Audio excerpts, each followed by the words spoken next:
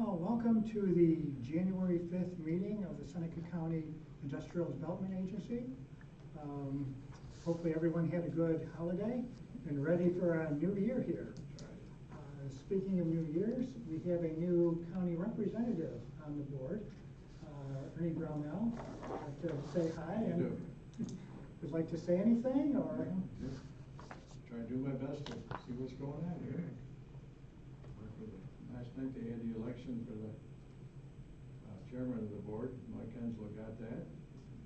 Mr. Shipley, Bob Shipley got the majority leader and everything. So he changed all the doing the new committees probably by the end of the month, I hope. So might be some new chairmen on there and new members. So other than that, just hope things will go good for the next year and get stuff done. Okay, sounds good. Well, welcome to the board. Thank you. First item of business is election of officers for 2023. The proposed slate was myself as chair, Bruce as vice chair, Ben as treasurer, and Ralph as secretary. Any other nominations or changes anyone would like to propose last second? Hearing none, may I have a motion to approve that slate of officers? So moved. Second? Second. So just a voice vote, all in favor? Aye. Anyone opposed?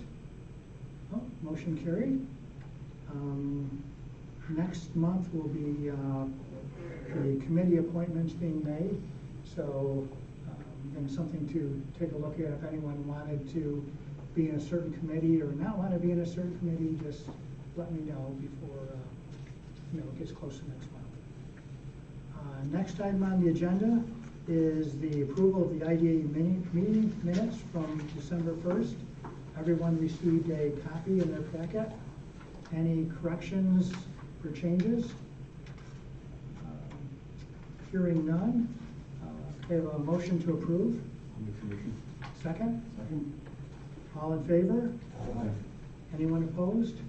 No. Motion carried. Next item is our financial statements. So that was through November. And looking at your notes in your packet, the only thing of real note is looking at the balance sheet variance explanations. Pine Tree did pay off their loan, the $68,000. So they're all set, and therefore, since they paid off the loan, long-term note receivables decreased by that amount too.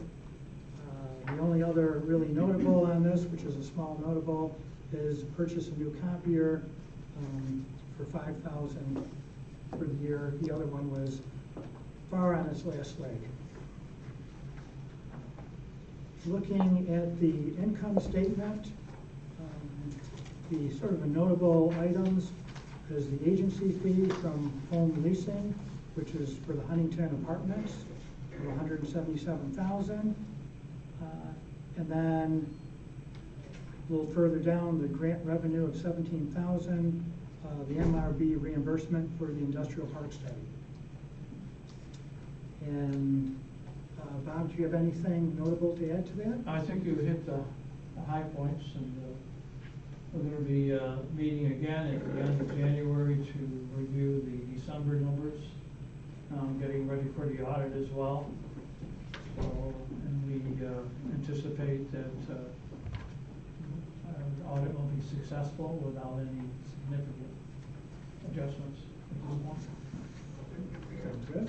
One thing I'd like to maybe point out for the board, if anybody's looking at the actual comparative schedule for the profit and loss statement, you will see a negative number associated with property sales, making us look like we're in the red for this year. That's because of accounting for the book value of the training center at the depot that was transferred to the county at the beginning of last year, and also for the sale of the parcel at the industrial park. So those show as losses, but they are not cash losses. So if we were to look at our cash position, we would be positive for the year based on agency fees that we've received. Just want to make that note because it's kind of a strange accounting. Yes, Steve? Unfortunately, yes. So like the sewer line transfer, we own an asset, and then when we transfer it to the county or somewhere, we end up with essentially no income from the transfer of the asset. That's right. So we have a loss, but we don't really have a loss, It's not a cash loss. not a cash loss. Next item is everyone received in their packet the packet of annual disclosure forms for Kelly. Did we do a vote for approval of the financial Oh, statements? no, we did. So, thank you. So can I have a motion to approve the financial statements? Second? All in favor? Aye. Anyone opposed? Motion carried. So, yeah, the next item is the annual disclosure forms. So please hand that to Kelly as soon as possible. Between that and along with the disclosure forms, the proof of training for sexual harassment. Next item is a group of resolutions we have for between banking institutions, etc. What we did is we broke it up into two groups. The first one, designation of banking institutions. And we broke it into two groups because Tom Keim is on the board and obviously president of Lions National Bank, but without him here, we can actually vote on all of these resolutions as one group if the board would like to do so. So we are proposing to use Chemung Canal Trust Company, M&T Bank, Generations Bank, Generations Commercial Bank, Community Bank, Five Star Bank, Lions National Bank, and Savannah Bank as potential banks for IDA business. The next resolution is check signatures, which would authorize the chairman, the vice chairman, the secretary, treasurer, executive director, and never mind, we will do these separately. All right, so let's start with the banking. So, just in time, so the first resolution before us is the designation of banking institutions. So we have a roll call vote on this. Kelly? We need a Oh, no. motion first. Boy, starting off the new year pretty badly. So, okay, I have a motion to approve the resolution for the designation of banking institutions. Any second? Second. So Kelly? Mr. Russo?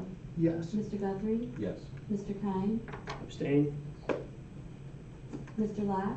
Yes. Mr. Bruce Murray? Yes. Mr. Tom Murray? Yes. Mr. Shipley? Yes. Mr. Brownell? Yes. Motion carried. Then there's a second group too, which Sarah will go through. Okay, If, so if anyone, when we go through, if anyone wants to break this out for some reason, any individual ones, we can do that. Otherwise, we'll just, vote as one group. So I've already gone through, but the check signers will be the chairman, the vice chairman, the secretary, treasurer, executive director, and CFO. The following resolution is for designation of legal and bond counsel, which would be the Halpin Law Firm. The following resolution is designation of accountant and bookkeeper, and we have Dermody Burke and Brown as the accountant and Ellie Beatty as the bookkeeper. Followed by designation of the agency's auditor. We have Raymond F. Wagner, CPA, which is division of Mengel Metzger Bar and Company. And then the final two are for CEO, which names myself as CEO, and Bob Kernan as CFO. So with that, we have a motion to approve. Make a motion. Second? So Kelly? Mr. Russo? Yes. Mr. Guthrie? Yes. Mr. Kine? Yes. Mr. Lott? Yes. Mr. Bruce Murray? Yes. Mr. Tom Murray? Yes. Mr. Shipley? Yes. Mr. Brownell? Yes. Motion carried. Next on the agenda is an update for the County Chamber of Commerce. Yes, sir. So the Chamber closed out a very strong year in 2022. We've already started 2023 in a similar fashion, signed agreements to promote Seneca County tourism, to help promote Seneca County tourism in a variety of ways.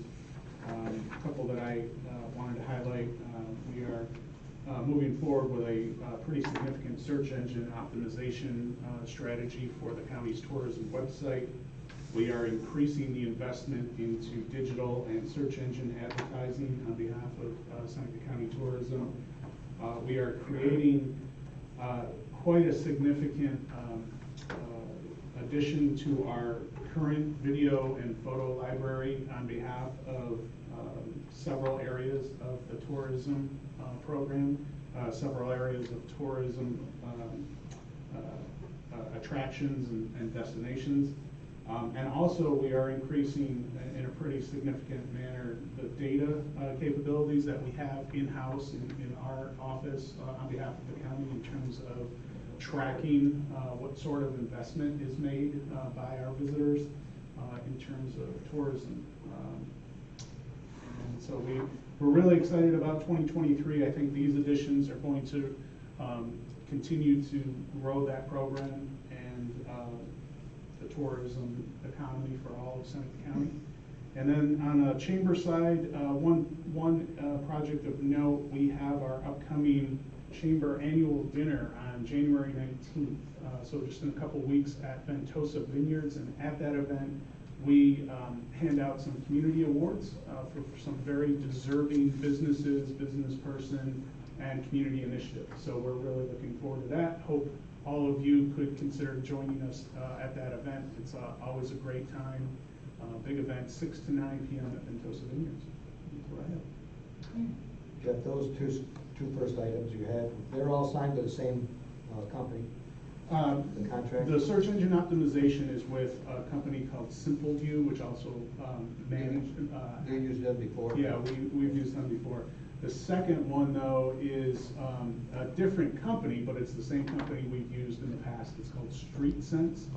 They're a national firm, and we're increasing our investment with StreetSense based on the return on investment that we received over 2023. Okay. Thank you, Jeff.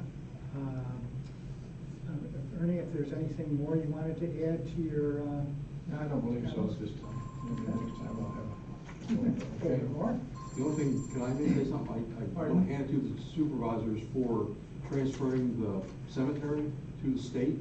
I think it's a 5-year plan or something there, but I think that's a really good move.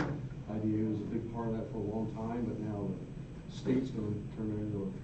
I'll check on it a little further, but I think it's been held up a little bit, but it's still, everything is kosher, going along with it. But still, congratulations. It was mentioned in the last, Mitch has done a great job, Yeah. I think, to push that along. So it's gonna meet the requirements that the state has for doing that then? Yeah. What I think was reported in the paper was, while a transfer may not necessarily have gone through, the state is looking at the county to continue to manage it, and will pay all of the expenses. So I think in of itself, that is a major win for not just the county, but the IDA too, because it's off the IDA's responsibility. So, other business? I suppose since we have some time, we can maybe give some updates on Willard. I think that would be prudent given the developments that have happened even over the last month. So since we last met, the Willard Task Force had their second meeting, and we brought in a group of guests for that that have backgrounds and expertise in historic preservation, whether that is sort of on the not-for-profit side and assisting people with applying for the historic rehabilitation tax credits, or getting properties on the register. We had some folks that are on the private sector side in architecture and those types of industries. And they met with the group and provided their insight. They had all done a tour of the property back in November and shared some of their thoughts on first steps. They did strongly urge us to begin the process of getting the facility on the National Historic Register, but after some discussion amongst the task force members, we feel it's maybe a little bit too early still before doing some of our other due diligence and research that we're undertaking with the highest and best use study and some of those other aspects, and really trying to get a handle on what may be an aid or deterrent to future development. So that is sort of one update, and then the other is just before the end of the year, the New York State Prison Redevelopment Commission, which was formed by the governor and has really been sort of led by Empire State Development, they finally put out their full report and their recommendations for the future of all of the prisons that have been closed in New York State. So they were dealing specifically with 12 prisons, Willard being one of them. And they outlined, and I didn't print off the full report, I'd be happy to email everybody a link. It's about 140 pages. There are 11 recommendations. Some aren't as relevant for Willard, and some are, but the state is essentially looking to market these sites and talk about their unique assets. They are talking about developing a website as a one-stop shop that has all of the prison information. They are recommending some funding be put in the New York State budget to support prison redevelopment. So specifically, there's a few different budgetary asks. There's one that would be the Prison Redevelopment Fund,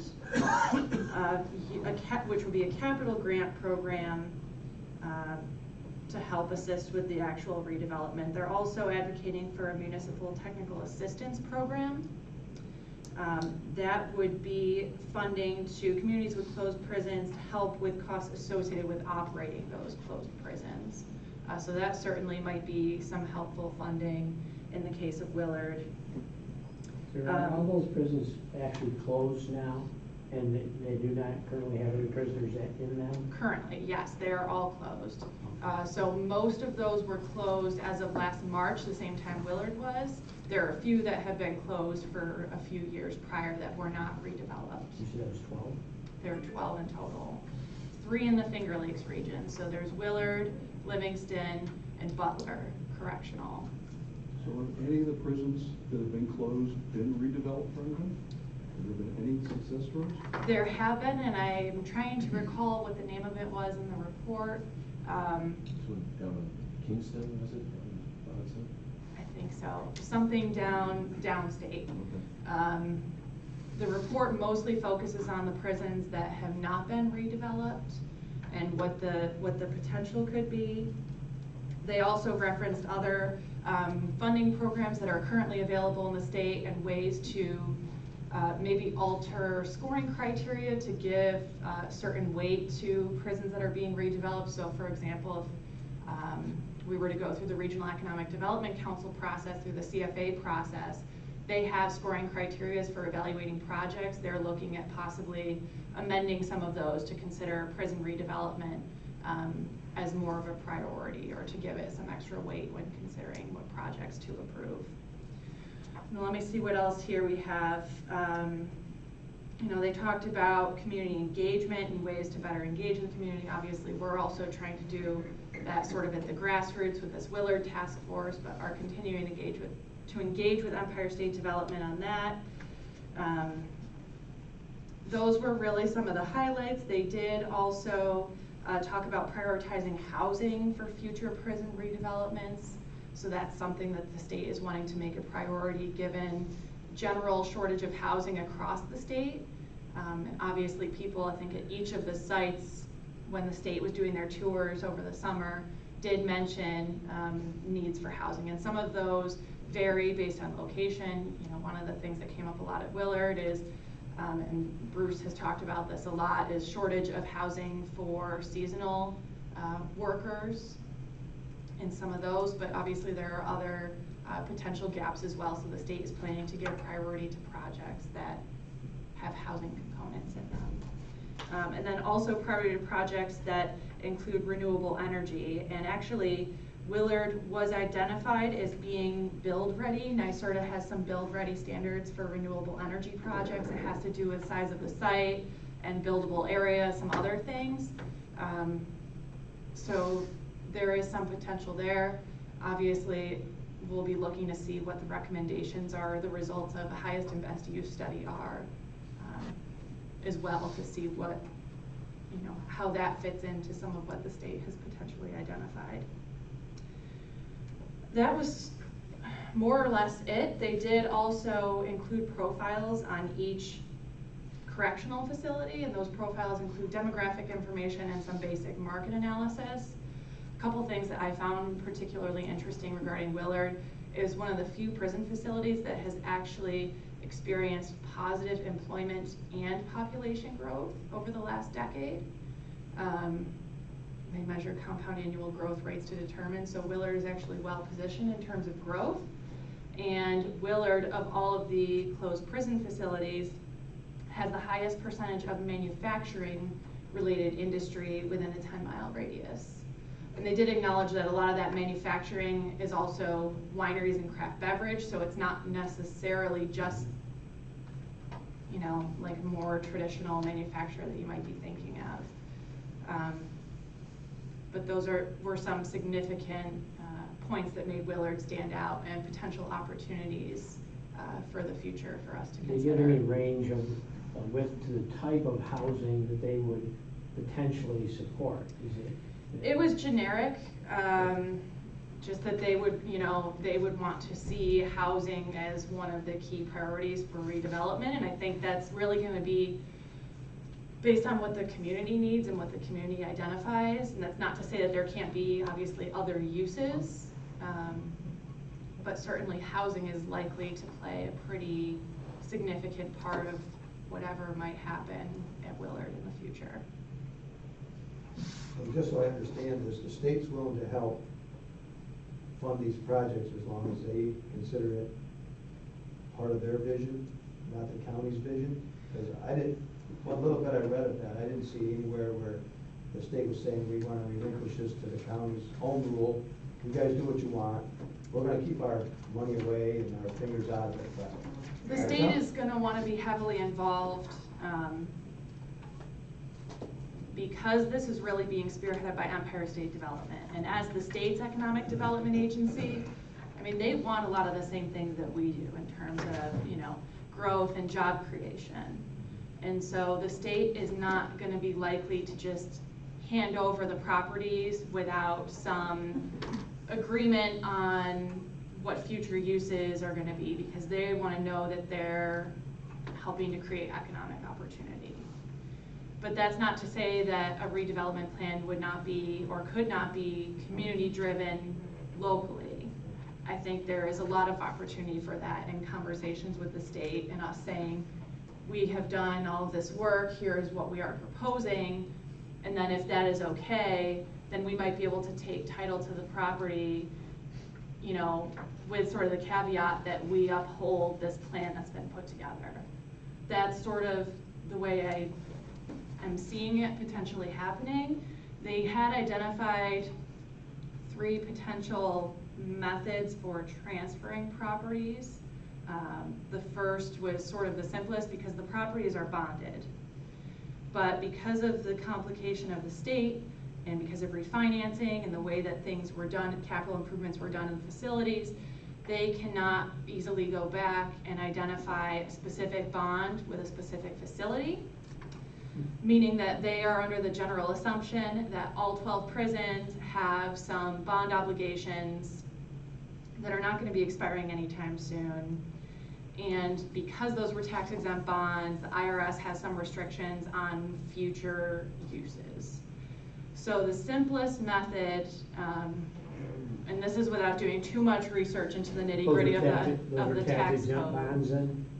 Yes, they were tax exempt bonds. So the simplest method that the state identified of potential transfer of ownership, and there would be multiple methods within these, but the simplest was to be offered a purchase price, likely at appraised value for a facility, and it can kind of be sold and handled and done with sort of whatever you'd like. That can go to private use and it would be fine, no strings attached, relative. The next was transferred to public government for public use, so it would have to continue as tax exempt use, which is probably not necessarily the ideal in the case of Willard if we're looking at potential private uses to help generate additional tax revenue for those municipalities. And then the third option was the state transfers the property as an in-kind donation to sort of wash their hands of maintenance costs. And that there would also have to be some kind of agreed upon future use of the property. So I'm thinking based on what was in the report and without too many in-depth discussions with the state on the specifics as of yet, either the first or the third option could be feasible for Willard. It would obviously be contingent on the state approving and being on board with whatever plan we wanted to propose, which I think would be largely driven based on the highest and best use study.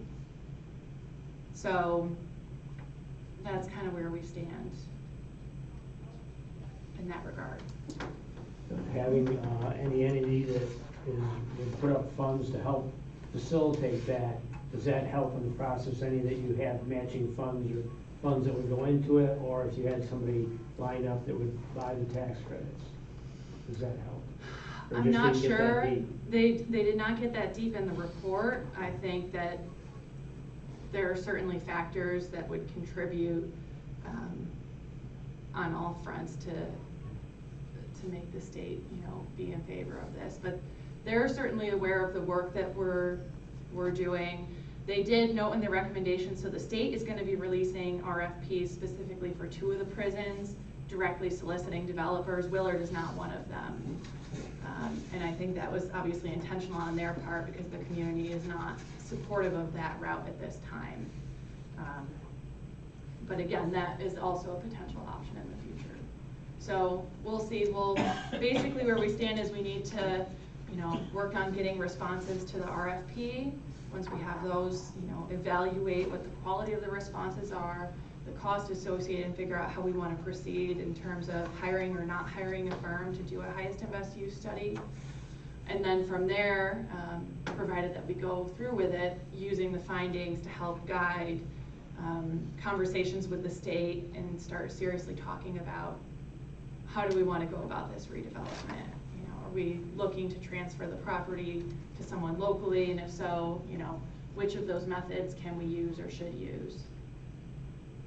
So we'll see. I'm not gonna throw water on the fire, but it seems to me we're gonna be at the same point next year about who's gonna keep the heat on, based on all this stuff that has to happen, and maybe those conversations ought to be starting to happen now, so we Yep. have So something to plan for. If we have, even if we're remotely close to what we wanna achieve, we're gonna be at that point where somebody's gonna have to pay for the heat. So the task force right now, we have a little subcommittee. Bruce and Ben are on that along with Supervisor Hayes, and they are compiling some information for us regarding costs associated with controlling the facility to help inform potential options. But the other thing is we need to start seriously looking at mothballing and how much that process might cost. Obviously with the mindset that would help preserve the buildings, and in the long term it would be more feasible than continuing to heat in perpetuity, because, and I've said this before but I'll say it again, based on the other properties and the other places that we've looked at that are doing similar things, whether it's prisons or asylums or both, this process takes a decade before you see a developer likely come in and really do something.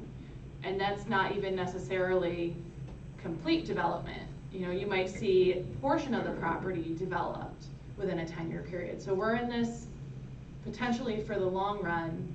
And I would say that if someone were to come in and try to propose a fast solution to us, I would be very wary of that and what that would mean for the future of this county, because I think it would probably not be the best option in the long term. So one of the, Ben, we did, as Sarah said, Ben and I are part of the task force, and we did meet with David Hayes primarily to try to get our arms around just what the kind of commitment looks like financially to prepare for maintaining the facility in a kind of as-is basis and not deteriorating any further. And Ben, why don't, if you want, sort of summarize or Okay, yeah, so we had a really good meeting with Dave Hayes. He's well integrated into that system because he works for the phone company and he knows all those buildings from having wired them. And being the town supervisor, he's also interfaced with the maintenance and security of the roads and things like that. So he was telling us there'd already been vandalism. People have gone in, broken into Elliott Hall and stole a bunch of copper out of it. It was a big mess. So Yeah, there was we flooding. We were talking to him about just the basics of security, just cameras, just so, you could picture the guy's license plate or whatever. And he's interested in that. He has, on the side, his own business of doing that, security systems with cameras. So he's pricing that out now. And he was saying that he was also talking to the phone company to get a drastically reduced cost for the interface and for the phone lines, because that can get expensive, just the monthly fees of phones to have all this security stuff hooked up. But he said that there was some mechanism, some stuff he knew about in the phone company where they may well give us a discount on that. Now, what we're mindful of is, as Tom has pointed out, you don't want to spend money on something that you don't own. So what we're also looking at is talking to maybe OGS, probably not Docs, but we got to get permission from Docs because they hold the keys. But the idea is to come up with some plan right now, so we've got a package and say it's going to cost X amount of money in hardware. David said he would put in labor to do the installation, and I told him I would help him because it's got to be plugged in somewhere, and then it's got to be interconnected with routers to the phone lines. Then it goes to the cloud, and then what we can do is perhaps have volunteers who, if something is triggered, because it will be an alarm system, he was saying go to 911, and I said, you don't want to do that because when a deer runs by and you set it off, they're going to start getting upset. But we could have local volunteers saying, on a phone tree, hey, something went off, go over there, drive over there and see if there's a car parked there. So those are possibilities. But we've got to get the obstacles are the pricing, who will pay for it, who to talk to in the various agencies to get the permissions and the line item in their budget to pay for it. But we're starting to work on that now. One of the other things I've done is try to see examples of where there have been successful redevelopments of these kinds of facilities, whether they're old psychiatric hospitals very similar to Willard or prisons, and there have been successful redevelopments. One of the attributes of the successful redevelopments is that there's an entity form, basically a 501c3 nonprofit entity that becomes the operating entity to oversee however the disposition is decided upon. And in the call, the task force call that Sarah was describing, some of the guests were from a similar kind of redevelopment in Buffalo, and they strongly recommended that it be overseen by such a 501c3. That can be the financial entity that actually pays for David Hayes' security system, plus. And in further looking at redevelopment outside of New York State, there's a successful one in Michigan, Traverse City, Michigan. There was a successful one in Massachusetts, in Medfield, Massachusetts. Again, all overseen over a period of 15 years by these 501c3 entities. as soon as someone starts asking who's gonna pay for the router that connects this hall to that hall, someone's gotta sign a check. And it may be possible, again, those of you at the table who've been on the IDA longer than I have, might have a view on whether there's a way to, at least in the short term, create some kind of entity for some of these short-term rentals. And that would be the entity into which the state would put some money. Right. The other note specifically on security is state troopers, I guess, do rounds of twice a day of Willard. They have some leads on the individual that has been vandalizing the property. They have a description of the vehicle and they've been looking out for it, but the most significant one that I mentioned was Elliott Hall was broken into like over the weekend, copper pipes were stolen, and then there was some flooding as a result of that in the basement and the first floor. Obviously, you know, that is not really not good. In some ways, you know, my initial thought was having the system on and having the water in the pipes maybe made it worse in this sense than if the state had gone through with their cold closure for that particular instance. But, you know, they're trying to prevent anything happening in the future. One of the other recommendations that was made specific to Willard by the Redevelopment Commission was to remove the barbed part of the fence, not to remove the full fence around the facility, which is an eyesore, and I think ultimately would probably need to go for redevelopment, but there are benefits to having it currently, being that it at least secures the buildings that are within that fence. People can't, you know, easily get in there and vandalize anything, but it is certainly a concern for the buildings outside of the fence. And Docs has been continuing to go through their closure process. They're, you know, gonna be boarding up windows and things like that to try to prevent access. Do they have contractors who will remove that razor wire? The state will be contracting someone to remove it, yes. And so that, I guess, on the security note, obviously, you know, installing cameras, it's kind of, like you mentioned, you don't want to do something or pay for something that you don't own. If that was something that we wanted to recommend prior to any transfership of ownership, I might suggest seeing if the state would install something as security measures since they're the owner, and, you know, we can make the recommendation, but it certainly, I think, is useful to have in the event that we take ownership locally through a 501c3 or something else. Well, we're just looking to smooth the way for that decision on the state's part. You know, if we come up with a package, he's already an experienced contractor for doing that design as well as the installation itself. We can say, look, this is what it's gonna cost. Just write a check. And we can get, think a little farther down the road faster.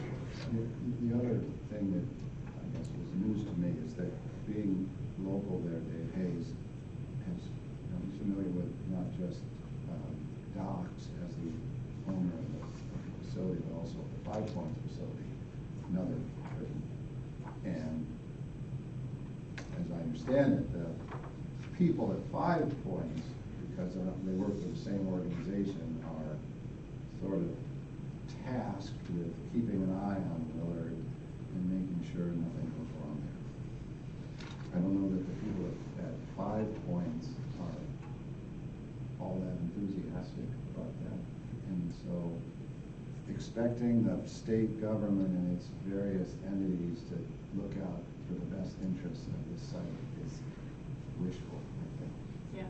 And again, I've heard, you know, no one wants to volunteer for a money pit, but unless someone steps in some way, it's simply going to drift.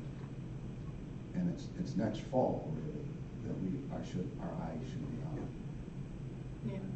Well, thank you both for doing that work. And Well, and just as a follow-up, so exactly to your concern, Tom, I thought since they've got 15 people there, whatever, working there, thought, well, maybe they're doing rounds and I could go around with them and we could start formulating plans for shutting down buildings. 'Cause it's not rocket science. It's complicated, but it's not rocket science. And it was David who was saying that those guys are pretty much there just to keep the boilers on. They're not checking the buildings.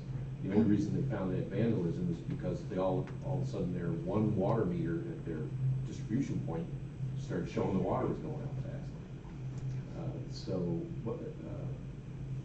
Without having, another thing that needs to be done is to get an outside agency, some contract written for a company coming in with expertise that can say, this is how you mothball this building and then this building and then this building. You can't do it as amateurs. Mhm. Yeah, and on the note of docks, David and I were out there yesterday for a tour of Willard, again, because we had a company interested in submitting a proposal for our RFP. They wanted to come and take a tour of the site. And so Doc sent over a former Willard staff member who is now at 5 Points, and he was kind enough to give us access to the buildings and take us around.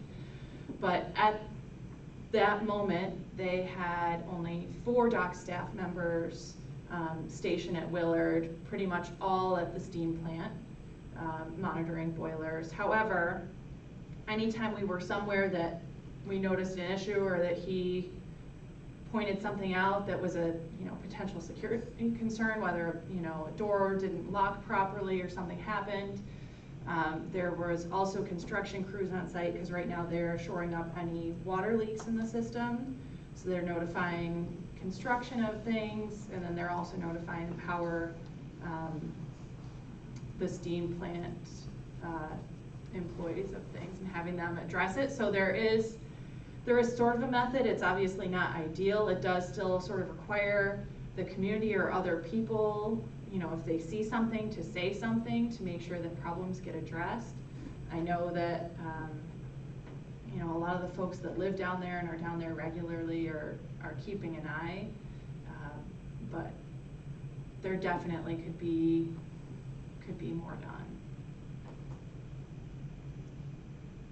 And that's aside from, like I said, there's a patrol in the morning and then a patrol later in the day by the state troopers. I'm not sure what the county sheriffs might do or might already be doing, but there also could be potential for some additional monitoring maybe that way as well. That might be something to check on with the sheriff to see if it is being done, instead of not going. Yeah.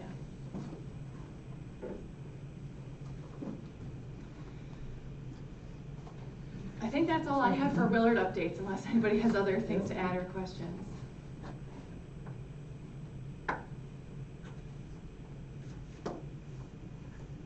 If anyone's interested in a large file of similar kinds of projects that have been tackled around the country, let me know. I did a bit of Googling and have a pretty fat file that shows that 80% of these types of things go nowhere.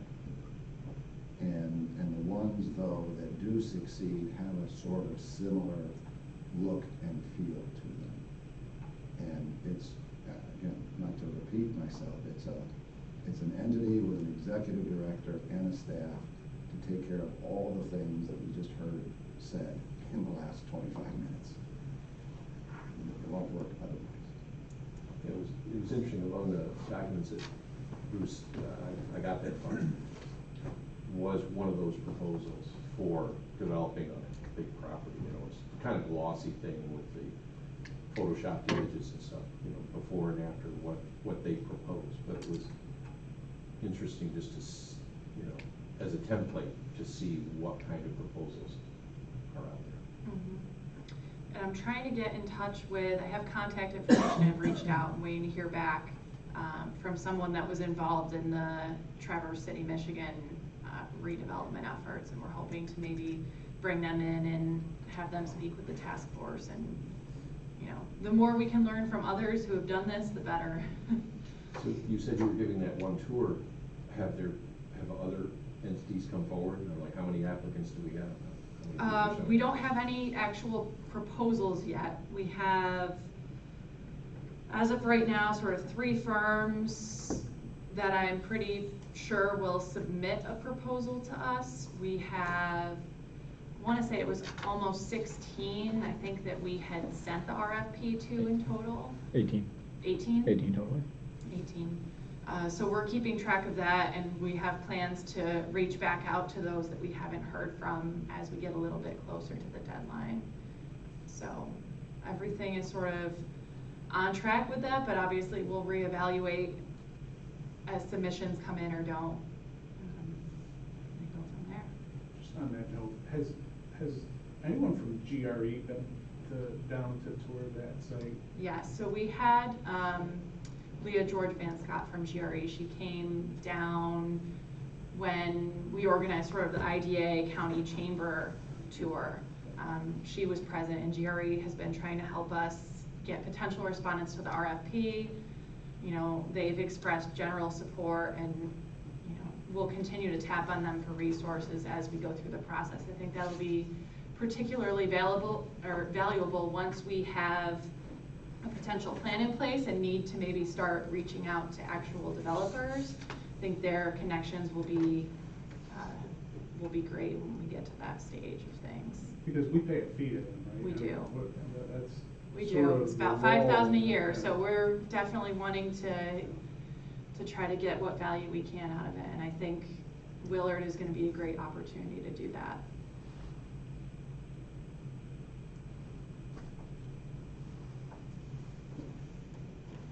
I don't know if anybody has any insight into the Prison Redevelopment Commission, but you know, there might be some first mover advantage if among these 12 different prison sites, one of the communities comes forward faster and says, here's what we need. We need $250,000 to do an exhaustive inventory of each building so that we know exactly what we're going to be offering to whoever is going to bid on this site. Because, you know, there are 200 buildings there, and each one has its own strengths and weaknesses. And first, I don't think anyone can decide really what should happen until you have a really deep understanding of what's really the condition, the shape, the utilities available to each of those buildings. It's a big inventory job. So Bruce, is there an agency out there that does that we could propose? Well, there are, I'm sure there are, Tom. I don't know them all, but you know, we have 100,000 that we had sort of earmarked for this. The county was thinking of maybe putting 100,000 in to add to that, but that's it's going to be at least $200,000 just to see what's there. I mean, the utilities, the electrical, it's just a big mystery. So the inventory that you're referring to is outlined as part of the scope of work for the highest and best use, because that is kind of the first step. You need to know what you have and what the capabilities are. We have, it was approximately $93,000 in grant funding remaining from the state, and $100,000 that we had put in our budget additional. So we have just under $200,000 potentially for the IDA to commit. The county obviously still has ARPA funds. We could make a request for some of that, but obviously we would need, an estimate and a price, which is where getting the bids comes into play. Potentially, we are looking at, a pretty high price tag. I mean, we could be looking at maybe as much as $400,000 to do the whole study. Obviously, if that's the case, we would make a request to the county and then also possibly to New York State. That being said, when we have been having conversations with potential respondents, we have been asking them to sort of provide the proposal in a way that prices out the different aspects, so that if things come in that are, maybe it's too high or the scope is too grand or it's not feasible, we can, maybe tailor some of what happens in reality based on that. So sort of remains to be seen, but hopefully they will, as part of that, get into that comprehensive inventory. And on the market analysis side, and even on some of the inventory side, this touches a little bit on utility capacity, the redevelopment commission. It touches a little bit on market feasibility and opportunity. So some of the initial groundwork is kind of done. You know, we've been sharing copies of the Blue Book with companies when they've asked for it. That has pictures, I mean, they're pictures from 2006, but of the facades of the buildings and some basic information on layouts and square footage and those kinds of things. So hopefully some of the initial information that we have will maybe help lessen the legwork that is needed when it comes time to do an actual study. But we'll see. We'll likely need to seek outside funding to support a full scope.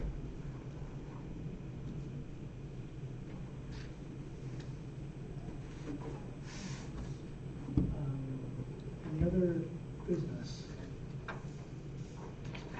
this point? Anyone else have anything? If not, then can I have a motion to adjourn? Second? Second. All in favor? Anyone opposed? Never? So we're adjourned. Thank you, So you can everyone. stay.